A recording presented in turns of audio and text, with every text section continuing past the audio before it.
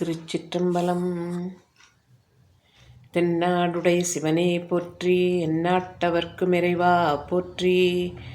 காவாய் கனகத் திரளே போற்றி, கைலை மலையானே போற்றி போற்றி. இமைப்பொழுதும் என் நெஞ்சில் நீங்காத இறைவனின் தாழ்வழுத்தி, என் குருநாதர் இருக்கும் திசை நோக்கித் தொழுது அடியார் பெருமக்கள் அனைவருக்கும் என் பணிவான வணக்கங்களை தெரிவித்துக் கொள்கின்றேன். இன்றைக்கு திருமுறை சிந்தனையிலே 7ஆம் திருமுறையின் 54வது பதிகமாக அமைந்துள்ள திருவொற்றியூர் பதிகத்தை பார்க்க இருக்கின்றோம். சுந்தரமூர்த்தி சுவாமிகள் சங்கிலி நாச்சியாரை மணக்கும் பொழுது உன்னை விட்டு பிரியாமல் இருப்பேன் என்று மணந்து கொண்டார். மகிழ மரத்தடியிலே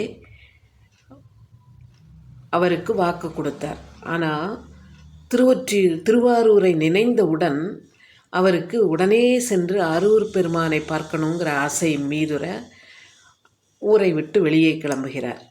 அரூர் பெருமானை நான் எப்படி மறந்து இருக்க முடியும் அப்படின்னு புலம்பிட்டு கிளம்புறாரு. ஆனால் செய்து கொடுத்த வாக்கை மீறியதன் காரணமாக அதற்கு தண்டனையாக இறைவன் அவரது இரு கண்களிலும் இருக்கின்ற பார்வைத்திறனை மறைத்து விடுகின்றார். அந்த பார்வைத்திறன் மறைந்தவுடன் இப்போ அதுக்கு என்ன செய்ய அப்படின்னு கொஞ்சம் சிந்தித்து அந்த சுவாமிகிட்டே போய் கேட்போம் அப்படிங்கிறதுல இந்த பதிகத்தை பாடுகின்றார். ஒற்றியூர் என்ற அந்த தலத்தின் பெருமை என்று பார்த்தால், அந்த தலத்துக்கு திருவொற்றியூர் என்ற பெயரின் விளக்கமாக என்னென்னா, அரசன் எல்லா ஊருக்கும் வரி இறை நிர்ணயித்து ஓலை அனுப்புகின்றான். அந்த ஓலை நாயகம் என்று அழைக்கப்படுகின்றவர் ஓலை தயாரித்து அனுப்பிய பிறகு அவருக்கே தெரியாமல் அதிலே ஒரு வரி சேர்க்கப்பட்டுள்ளது. என்னன்னா, இவ்வாணை ஒற்றியூர் நீங்களாக கொள்க அப்படின்னு இறைவனால் சேர்க்கப்பட்ட பெருமையை உடையது. அதனால் விலக்கு அளிக்கப்பட்ட ஊர் என்பதனால் இது திரு ஒற்றியூர் என்று அழைக்கப்பட்டது என்று கூறுவார்கள். பேர்பட்ட பெருமைகளை உடைய தலத்திலே இருக்கின்ற இறைவனை வணங்கி வேண்டுகோளை வைக்கின்றார் சுந்தரமூர்த்தி சுவாமிகள். பதிகம் பூரா அந்த அவர் படுகின்ற வேதனை, அவர் படுகின்ற அந்த வினையின் பயன், அதெல்லாம் அவர் அனுபவித்து கஷ்டப்படுறது எல்லாத்தையும் விளக்குகின்றார். பிறகு அந்த தோழமை நெறியோடு இறைவனிடம் வேண்டுகோள் வைப்பார் இல்லையா அவர் எப்போவும், அதே மாதிரி இந்த பதிகத்திலும் அவர் பாடியுள்ளார். முதல் பாடலில் என்ன சொல்கிறாருன்னு பார்த்தா, நான் உன்னுடைய திருவடியை நான் எப்படி அடைந்தேன் அப்படின்னா, என் உடம்பு அழுக்கு ஏறிய உடம்பு. அழுக்கு என்பது இங்கே தன்னுடைய வினை பயன்களை கூறுகின்றார். என்னுடைய வினை பயன்களின் காரணமாக என் மேனி அழுக்காகத்தான் இருக்குது. அப்படித்தான் உன்னுடைய திருவடியை நான் அடைந்து விட்டேன். நீ என்னை ஆட்கொண்டா இல்லையா, அப்போ நான் உன்னுடைய திருவடியை அடைந்தேன்னு தானே அர்த்தம். அப்போது அப்படிப்பட்ட அடியவனாகிய நான் இவ்வளோ கஷ்டப்படலாமாப்பா? நீயே என்னை ஆட்கொண்டாய், என்னை தடுத்தாட்கொண்டு விட்டு இப்போ எனக்கு இப்படி ஒரு கஷ்டத்தை கொடுக்கலாமா அப்படின்னு சொல்லிட்டு,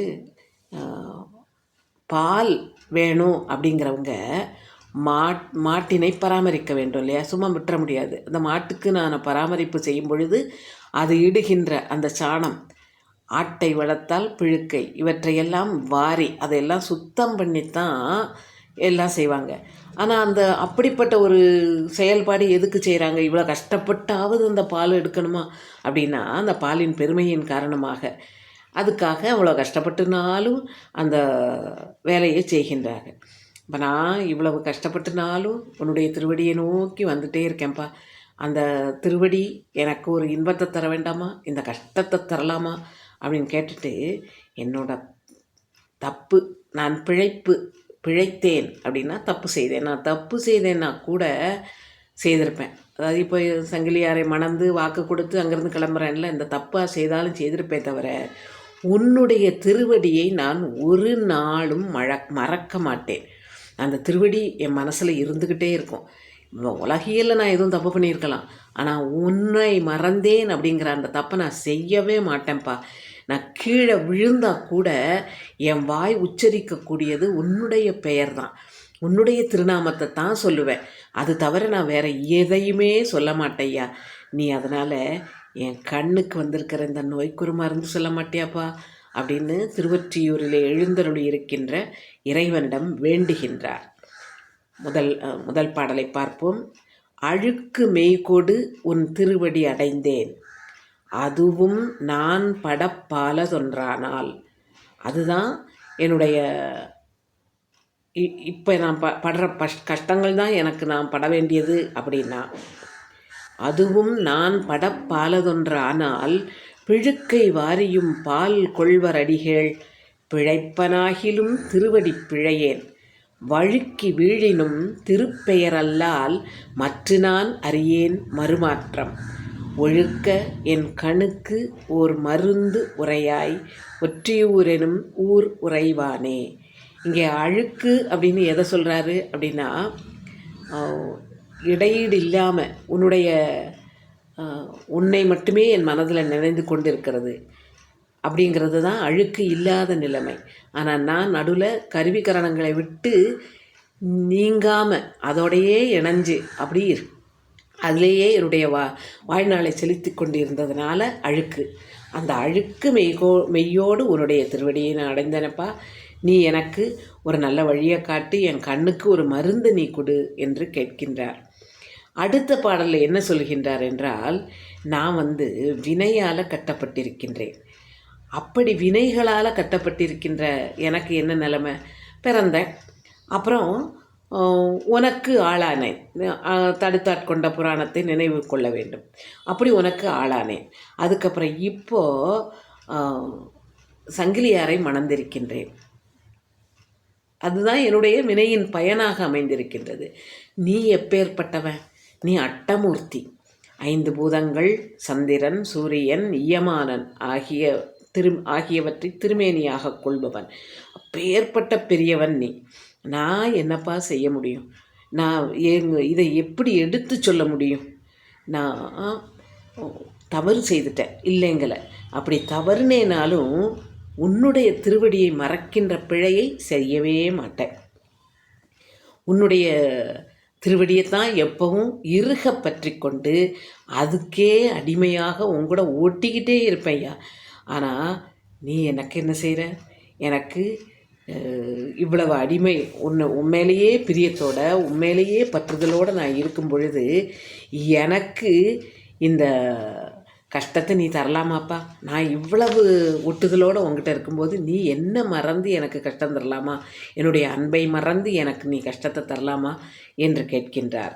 கட்டனேன் பிறந்தேன் உனக்கு ஆளாய், காதல் சங்கிலி காரணமாக எட்டினால் திகழும் திருமூர்த்தி, என் செய்வான் அடியேன் எடுத்து உரைக்கேன், பெட்டனாகிலும் திருவடி பிழையேன், பிழைப்பனாகிலும் திருவடிக்கு அடிமை ஒட்டினேன் எனை நீ செய்வதெல்லாம் ஒற்றியூரெனும் ஊர் உறைவானே என்று ஒற்றியூரிலே எழுந்தருளியிருக்கின்ற இறைவனை வேண்டுகின்றார். நான் உனக்கு செய்கிறது அன்பு மட்டும்தான். ஆனால் நீ என்ன செய்கிற எனக்கு அது புரியும் அப்படிங்கிறது அது சொல்லாமல் விடுகின்றார். அடுத்த பாடலில் தன்னுடைய நண்பர்களுக்குள்ளே நடக்கிற உரையாடல் மாதிரி, இப்போ நாம் ஏதாவது ஒரு தவறு செய்கிறோன்னு யாராவது சுட்டி காட்டுறாங்கன்னு வைங்களேன், உடனே என்ன சொல்லுவோம்? நீ என்ன சொல்கிறியே, நீ என்ன காரியம் பண்ண அப்படின்னு உடனே அவங்களோட தப்பை கண்டுபிடிப்போம் தெரியுமா? அவங்களுடைய செயல்பாடு தப்புன்னு சொல்ல முடியாது. ஏன்னா சுவாமிக்கெல்லாம் சொல்கிறாரு, அவங்களுடைய செயல்பாடை சொல்லி நீ தான் எனக்கு எடுத்துக்காட்டு மாதிரி இருந்திருக்கப்பா அப்படின்னு சொல்லுகின்ற வகையிலே அடுத்த பாடலை வைத்திருக்கின்றார். சுவாமி, நீ எல்லாருக்கும் ஆதாரம் நீ தான், பற்றுக்கோடு நீ தான். இந்த உலகத்தில் நான் வாழணும், மற்ற உயிர்களெல்லாம் வாழணும்னா நீ தான் பற்றுக்கோடு. அப்பேற்பட்ட நீ உன்னுடைய திருமுடியில் யாரை வச்சிருக்க?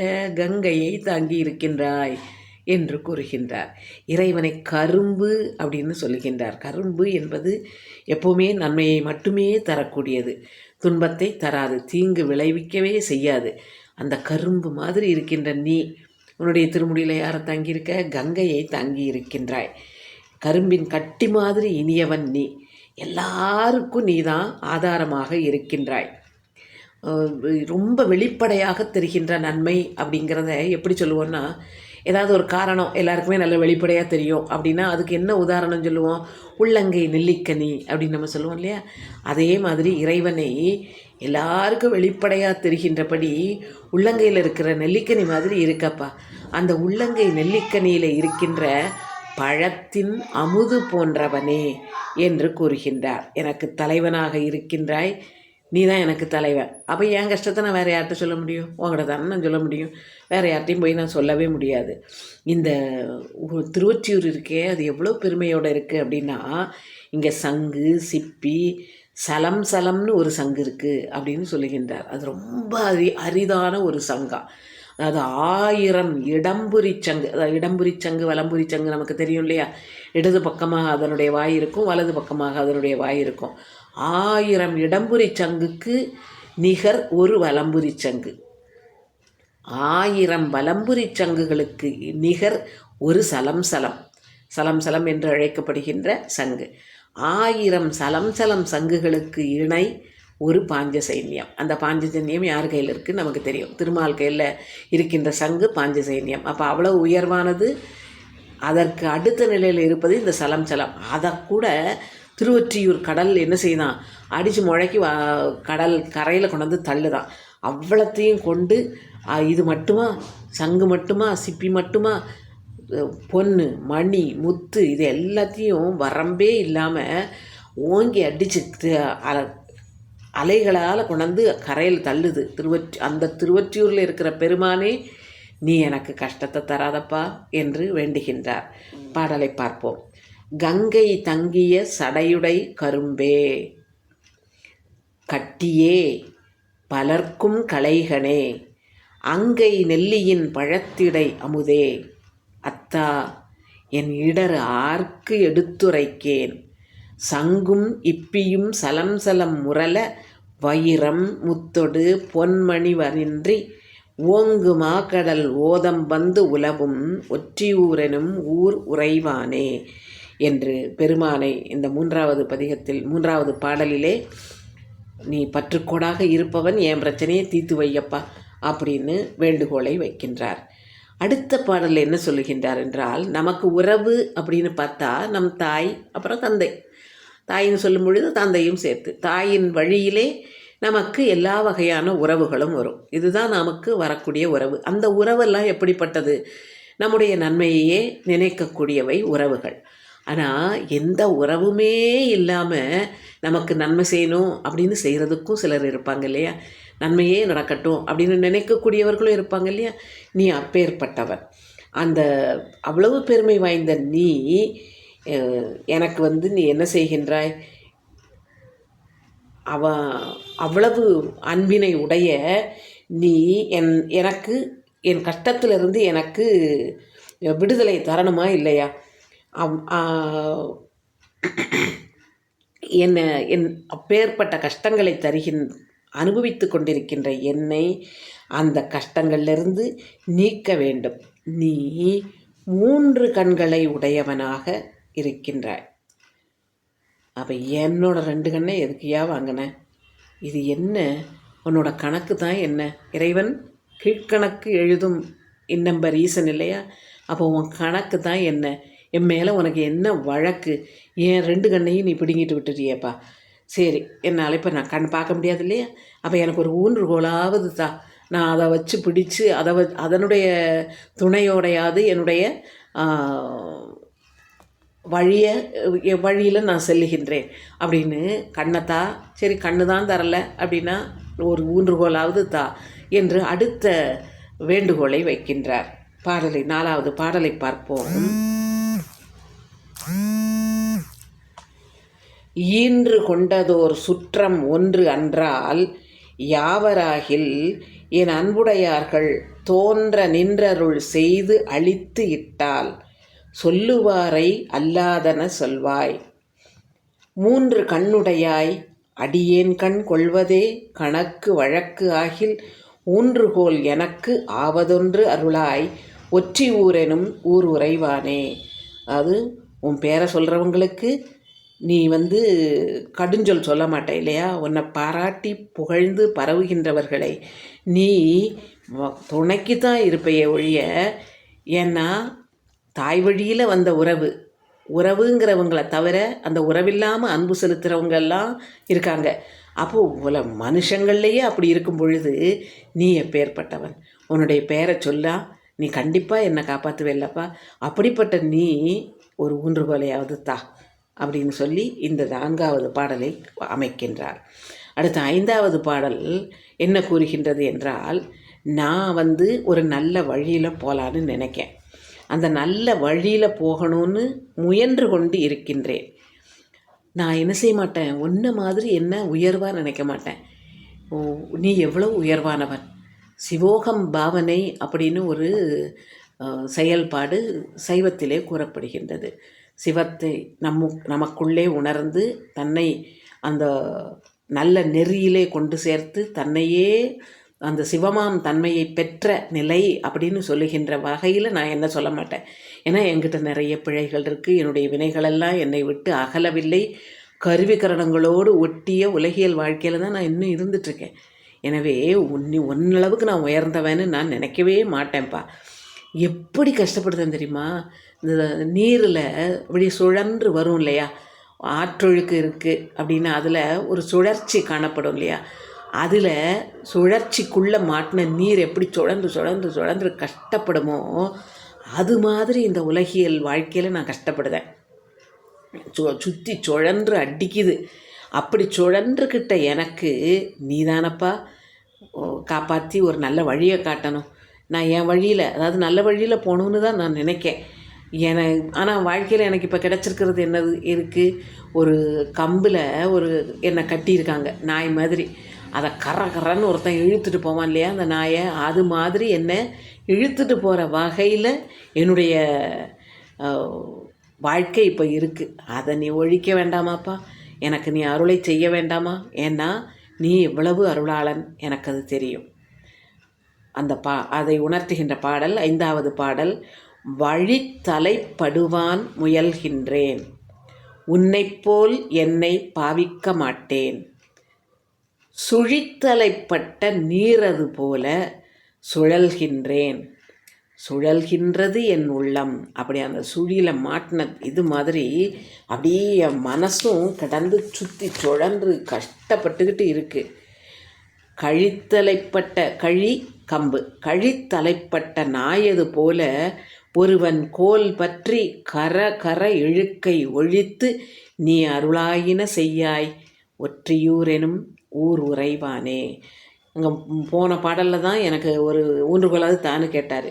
அந்த ஊன்றுகோலை பிடித்து யாராவது வழி காட்டுவாங்க இல்லையா, இந்த கம்பை இவர் பிடிச்சிருக்க இன்னொருத்தர் அதை பிடித்து கொண்டு வழி காட்டுவாங்கல்ல, அவங்க இவர் மெதுவாக நடக்கிற அளவுக்கு மெதுவாக நடப்பாங்களா, கரன்னு இழுத்துட்டு தானே போவாங்க. அதனால் அப்படிப்பட்ட ஒரு நிலைமையே எனக்கு கொடுத்துறாதப்பா, எனக்கு ஒரு நல்ல வழியை காட்டு, நல்ல வகையான அருளை தந்து என்னை காப்பாற்று என்ற வேண்டுகோளை இந்த 5வது பாடல் நமக்கு தருகின்றது.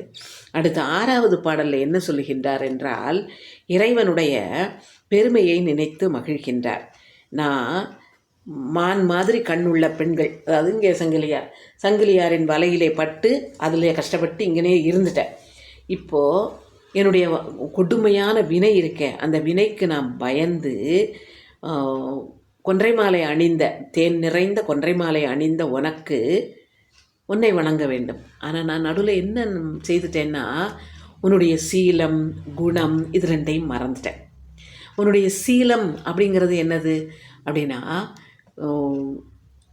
நீ யாருக்குன்னாலும் நீதியில் மாறவே மாட்டேன். ஐயோ இவங்க இவர் சுந்தரமூர்த்தி, இவர் நமக்கு தோழன்ல, சரி இவர் தப்பு செய்தால் அதை விட்டுருவோம் அப்படின்னு நீ நினைக்க மாட்ட. அந்த கண்ணோட்டம் உங்ககிட்ட உள்ளதுங்கிறத, கண்ணோட்டம் உன்னிடம் இல்லை என்பதை நான் மறந்து விட்டேன். எனக்கு ஃப்ரெண்டுங்கிறதுக்காக எனக்கு நீ விட்டு கொடுத்துருவ அப்படின்னு நான் நினச்சது தப்பு. நீ அப்படி செய்ய மாட்ட. நடுவுநிலைமை தவறாமல், உன்னுடைய குணம் என்பது என்ன, நடுவு நிலைமையிலேயே நிற்பது, அந்த 2ஐயும் மறந்துட்டேன். நீ அந்த ஒருத்தருக்காக ரொம்ப அன்பின் காரணமாக நீதி வழுவுவ அப்படின்னு நான் நினச்சது தப்பு, அதை மறந்துட்டேன்.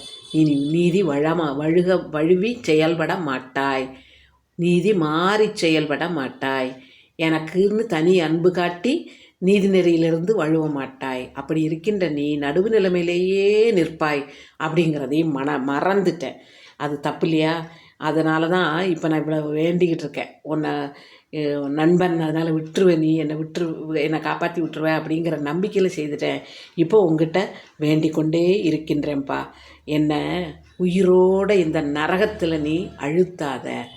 உயிரோட நரகத்தில் அழுத்துவது என்பது என்ன? அது இந்த உலகத்திலே உயிர் வாழ்வதற்கு இறைவன் தந்த உடம்பு இது. இந்த உலகத்திலே இருக்கின்ற துன்பங்களை தாங்குகின்ற சக்தியை கொண்டது. நாம் அனுபவிக்கின்ற ஒவ்வொரு இதுலேயுமே ஒவ்வொரு வகையான உடம்பை தருவானாம். அந்த நரக துன்பத்தை அனுபவிக்கும் போது, அதாவது செய்த பாவங்களுக்கு ஏற்ப, செய்த வினைகளுக்கு ஏற்ப நரகம் கிடைத்ததுன்னு வைங்களேன், அந்த நேரம் அந்த உயிருக்கு தருகின்ற சரீரம் நரக துன்பங்களை தாங்கிக் கொள்ளுகின்ற சக்தியோடு இருக்குமா. இல்லை அழிஞ்சு போச்சுன்னு வச்சுக்கோங்களேன், அப்போ அந்த வினைப்பயனை அனுபவிக்கின்ற சக்தியே இல்லாமல் போயிடும் இல்லையா. அப்போ வினையின் பயனை ஊட்டும் பொழுது அதற்கு தகுந்த உடலை இறைவன் தருகின்றானா. ஆனால் இப்போ எனக்கு என்ன கிடச்சிருக்கு, உயிரோடு நான் இருக்கேன். அப்போ இந்த உயிரோட உலகத்தில் இருக்கும் பொழுது இருக்கின்ற உடம்பு, அந்த உடம்பை கொண்டு நரக வேதனையை அனுபவிக்க, இதுக்கு தகுமா? அது நடக்கிற காரியமா? அது அதை ஒரு வித்தியாசமான முறையில் வேறு வார்த்தைகளால் விளக்குகிறேன். இப்போது ஒரு 10 வயதில் ஒரு குழந்தை இருக்குதுன்னு வைங்களேன், அந்த குழந்தை கீழே விழுது. இப்போ அது மூட்டில் எல்லாம் சிராய்ப்பு வந்துட்டுன்னா அந்த ஆக்கில் அதுக்கு உட்காந்து அழும், வலிக்கின்னு சொல்லிட்டு. கொஞ்சம் வளர்ந்துட்டோம், ஒரு 30 வயசு 40 வயசு ஆயிட்டு. அப்படி இருக்கும் பொழுது கீழே விழுந்தோன்னா முட்டில் சிராய்ப்பு வந்துடும். அப்போ நமக்கு அந்த வலி கூட தெரியாது. ஐயோ யாரும் பார்த்தாங்களான்னு தான் முதல்ல பார்ப்போம் இல்லையா. அந்த வலி நமக்கு ஒன்றும் இல்லை. அது 10 வயதில் வருகின்ற வலி அந்த உயிரோடு நரகத்து அழுத்துகின்ற வலி. ஒரு சின்ன உவமைக்காக அதை சொல்லுகின்றேன்.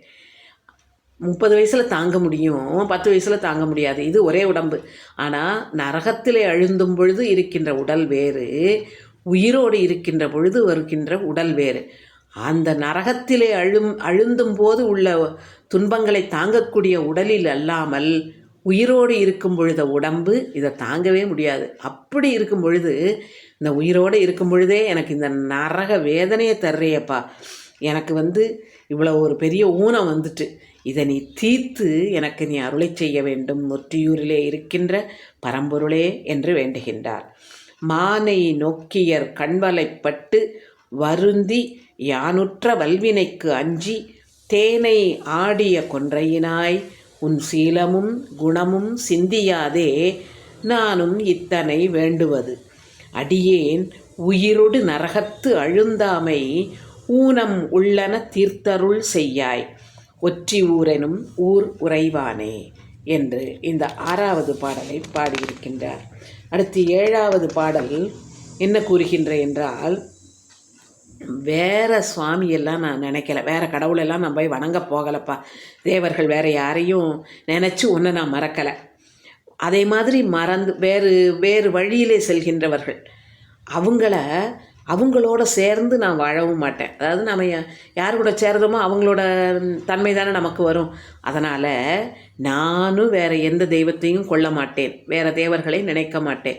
அப்படி வேறு தேவர்களை நினைக்கின்றவர்களோடு கூட போய் நான் சேர மாட்டேன். அப்படி இருக்கின்ற எனக்கு நீ என்ன செய்த, நீ என்னை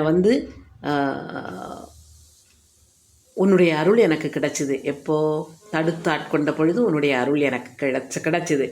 ஆனால் அது கிடச்சிருக்குங்கிறத கூட நான் மறந்து உன்னையும் தவற விட்டு விட்டேன். நான் தப்பு, எனக்கு அறிவே இல்லாமல் போச்சு. இப்போ தான் நான் தப்பு செய்ததை உணர்கின்றேன். நீ ரொம்ப என் மேலே கோவப்பட்டேன்னு வச்சுக்கோ, நான் எங்கே போவேன்? நான் உன்னை மறந்து இருக்கவே மாட்டேன். அப்படி உன்னை மறக்காமல் நான் இருக்கும் பொழுது செய்த தப்பை நீ மன்னிச்சிட்டு எனக்கு வந்திருக்க இந்த நோய், என்னை கட்டி போடுகின்ற இந்த நோயை தீர்க்க மாட்டியாப்பா என்று கேட்கின்றார். தன்னுடைய தவறை உணர்ந்து அவர் இதை கேட்கின்றார்.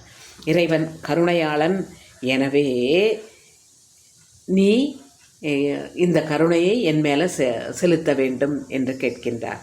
இதில் தன்னையே தனக்கு முதல்வன் என்று கூறுகின்றார். என்ன அப்படின்னா, நான் என்னுடைய செயல்பாடு நான் தான் எல்லாத்துக்கும் காரணம், என் கருவிகரணங்கள் தான் இது எல்லாத்தையும் செய்யுது அப்படிங்கிற எண்ணம் இருக்குல்ல, அந்த எண்ணம் வரும்பொழுது நான் தான் முதல்வன் என்ற எண்ணம் எனக்கு தோன்றிவிடும். ஆனால் யார் நிஜமான முதல்வன்?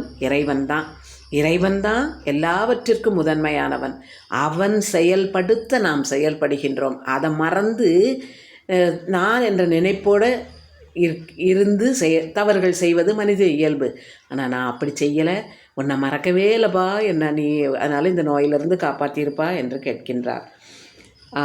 மற்ற தேவரை நினைந்து உனை மறவேன் நெஞ்சினாரோடு, அதாவது மற்ற தேவர்களை தங்கள் நெஞ்சிலே ஏந்தி கொண்டவர்களோடு, நெஞ்சினாரோடு வாழவும் மாட்டேன். பெற்றிருந்து பெறாதொழிகின்ற பேதையேன், பிழைத்திட்டதை அறியேன்.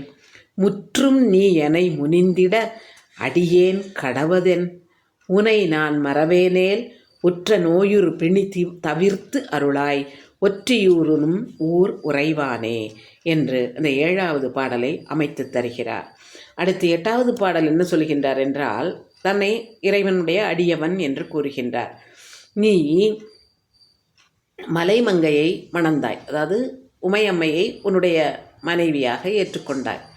ஆனால் அதை மறந்துட்டு நீ என்ன பண்ண எடுத்தாக்கல, கங்கையாளை 1000 அலைகளோடு வீசி ஆர்ப்பரித்து வந்த கங்கையாளையும் உன்னுடைய திருமுடிகளை சூடிக்கொண்டாய் அப்படின்னு சொல்லி என்ன செய்தேன், சொல்லிகிட்டே போனேன்னு வைங்க. சுவாமிகிட்ட சொல்லுதார், நீ உமையம்மையை மணந்தாய், அதுக்கப்புறம் கங்கையாளை உன்னுடைய திருமுடியில் சூடினாய் அப்படின்னு உண்மையிலேயே நான் குற்றம் சொன்னேன்னு வந்தால், குற்றம் சொன்னேன்னா என்னாகும், நான் உன்னுடைய அடியவன் இல்லையா, அதை சொல்ல மாட்டேன் என்று கூறுகின்றார். சொல்லிவிட்டு நான் சொல்ல மாட்டேன், அதெல்லாம் நான் சொல்ல மாட்டேன்ப்பா, நீ நான் உன்னுடைய அடியவன் அப்படி, அதனால் அது மாதிரி வார்த்தைகளை சொல்லவே மாட்டேன். நீ என்னை வருத்தம் கொள்ள செய்யாதே. அப்படி நான் என்னுடைய வல்வினைகளால் வருந்திக்கிட்டே இருக்கேன், அதுக்கெல்லாம் அஞ்சி பயந்துக்கிட்டே இருக்கேன் அப்படின்னு சொல்லிட்டு உங்ககிட்ட நான் கோபம் கொண்டேன்னு வச்சுக்கோ, என்னை இவ்வளோ கஷ்டப்படுத்துறியப்பா அப்படின்னு உங்ககிட்ட நான் கோபம் கொண்டு விலகி இருந்தால் எனக்கு வேறு யார் துணை இருக்கா? நீ தான் எனக்கு துணை. அப்போ உங்ககிட்ட நான் கோபம் கொண்டு விலகி இருத்தல் தகாது, கூடாது என்று கூறுகின்றார். நான் என்னுடைய செயல்களுக்கெல்லாம் நான் தான் முதல்வன் அப்படின்னு நினைத்தால் அதை நான் என்ன செய்திருக்கணும், அப்படி செய்தேன்னா அது பெரிய தவறு. அந்த தவறை நான் செய்யாமல் நீ தான் எனக்கு முதல்வன் அப்படிங்கிறதையே நினைத்து உன்னை வணங்குகின்றேன். அப்படி உன்னை வணங்குகின்ற பொழுது நீ எனக்கு அருள வேண்டும். உங்ககிட்ட கோவிச்சிட்டு போய் நான் என்ன சாதிச்சிட போகிறேன் என்று கூறுகின்றார். கூடினாய் மலைமங்கையை நினைவாய் கங்கை 1000 முகம் உடையாளை சூடினாய் என்று சொல்லிய புக்கால், அதை சொல்ல போனேன்னு வச்சுக்கோ, தொழும்பனேனுக்கும் சொல்லலுமாமோ, உன்னுடைய அடிமை, அதை நான் சொல்லுவேனாப்பா, அது எனக்கு இயல்பா, எப்படி சொல்லிவிட்டு அதுக்கப்புறம் நான் சொல்லலாமாப்பா அப்படின்னு கேட்காரு. வாடி நீ இருந்தன் செய்தி மனமே, அந்த மனசுக்கு செய்தி சொல்ல ஆரம்பிச்சிட்டார். நீ வாடி போயெல்லாம் இருக்காதப்பா, இறைவன் உனக்கு அருள்வான், கவலைப்படாத அப்படிங்கிறார். வாடி நீ இருந்தன் செய்தி மனனே, வருந்தி யானுற்ற வல்வினைக்கு அஞ்சி ஊடினால் இனி ஆவதொன்று உண்டே, ஒற்றியூரெனும் ஊருறைவானே. அப்படியே அதுக்கு பயந்துகிட்டே இருந்தால் என்ன ஆகும்? சுவாமிகிட்ட கோவிச்சுக்கிட்டு நீ உனக்கு ஒன்றுமே செய்ய முடியாது, அவர்கிட்ட போய் சரணாகதி அட என்று மனத்திற்கு இந்த பாடலின் மூலம் செய்தி கூறுகின்றார். அடுத்து 9வது பாடலில் அவர் என்ன கூறுகின்றார் என்றால், இறைவனை மகம் அப்படிங்கிற நட்சத்திரத்துக்கு சனி திசை சேர்ந்தால் என்ன ஆகும்னா ரொம்ப இடையூறுகள் வரும் என்று ஜோதிடத்திலே கூறுவார்களாம். இருக்கிறதுலே ரொம்ப கஷ்டமானது என்ன அப்படின்னா மகர் நட்சத்திரத்துக்கு வருகின்ற சனி. சுவாமியை அப்படி சொல்கிறார் பாருங்க, அது நமக்கு புரியணுங்கிறதுக்காக சுவாமி அப்படி சொல்கிறார்.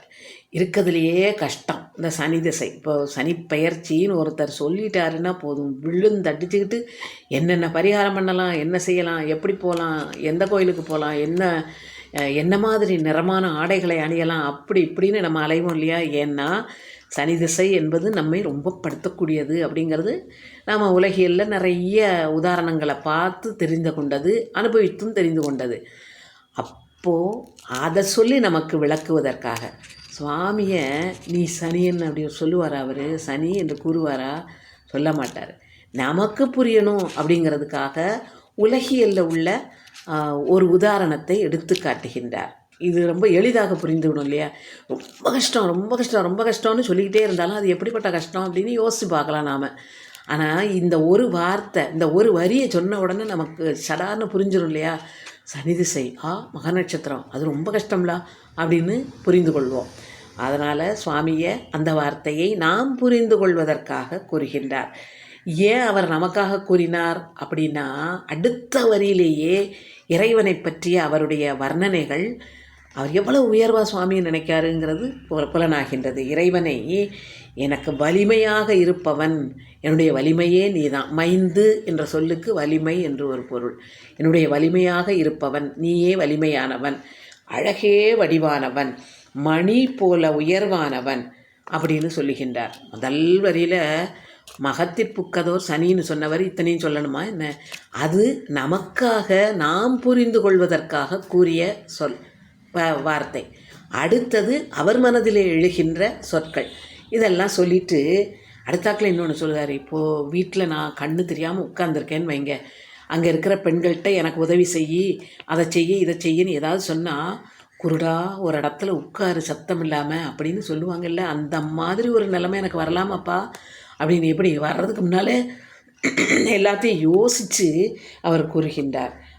அப்படி சொன்னால் எங்களை கூப்பிட்டுட்டே இருக்காது, சும்மா நொய்ங்காத அப்படின்னு அவங்க சொல்கிறது எனக்கு தாங்கவே முடியாது. அதை நினச்சி பார்க்கவே எனக்கு கஷ்டமாக இருக்குது. அதை என்னால் தாங்கி இருக்கவே முடியாதுப்பா. என் கண் இல்லாமல் என்னால் வாழக்கூட முடியாதுன்னு நான் நினைக்கேன். உனக்கு 3 கண் இருக்குது.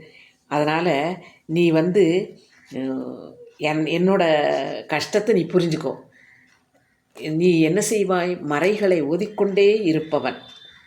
அப்படிப்பட்ட நீ எழுந்தருளி இருக்கின்ற இடம் எது? ஒலிக்கின்ற அலைகள் மோதுகின்ற கடற்கரையை உடைய திருவொற்றியூரில் எழுந்தருளி இருக்கின்றவனே, 3 கண்ணை உடையவனே, வேதங்களை ஓதுபவனே, எனக்கு குருடா ஒரு இடத்துல உட்காருன்னு யாராவது சொல்கிறதுக்கு முன்னாலே என்னுடைய கஷ்டத்தை தீர்க்க மாட்டியா என்று கூறுகின்றார். உலகியலிலே புரிந்து கொள்ளுவதற்காக நமக்கு எளிதாக, இது நம்ம எங்கேயுமே பார்க்கக்கூடியது இல்லையா? கண்ணு தெரியாமல் இருக்கிறவங்க ஏதாவது புலம்பிக்கொண்டே இருந்தால் கூட இருப்பவர்கள் பூர்வை இழந்து கூறுவதை நாம் பார்த்துருக்கோம். அப்போ அதையும் அந்த மகத்தில் புக்கதோர் சனின்னு ஆரம்பிக்கிறதையும் நம்ம உலகியலிலே நாம் எளிதாக புரிந்து கொள்வதற்காக கூறிய வார்த்தைகள். பாடலை பார்ப்போம். மகத்தில் புக்கதோர் சனி எனக்கு ஆனாய், மைந்தனே மணியே மணவாளா, அகத்தில் பெண்டுகள் நான் ஒன்று சொன்னால், அழையேல் போ குருடா என தரியேன். பொறுத்து கொள்ள முடியாதுப்பா. தரியேன் முகத்தில் கண்ணிழந்து எங்கனம் வாழ்கேன்.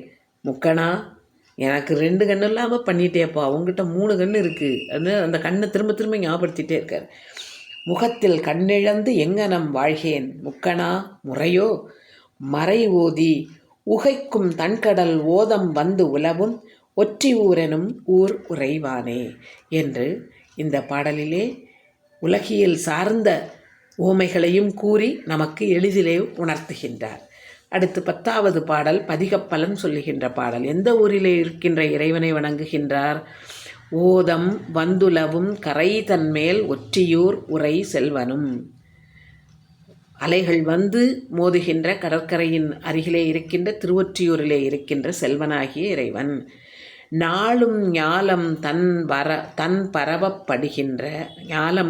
பரவப்படுகின்ற நான்மறை அங்கம் ஓதிய நாவன். அவனுடைய பெருமை என்ன அப்படின்னா, இந்த உலகத்தில் இருக்கின்றவர்கள் அனைத்து மக்களும் அனைத்து உயிர்களும் தினந்தனம் உன்னை வணங்குகின்றார்கள், உன்னை பாடி பரவி போற்றி துதிக்கின்றார்கள்.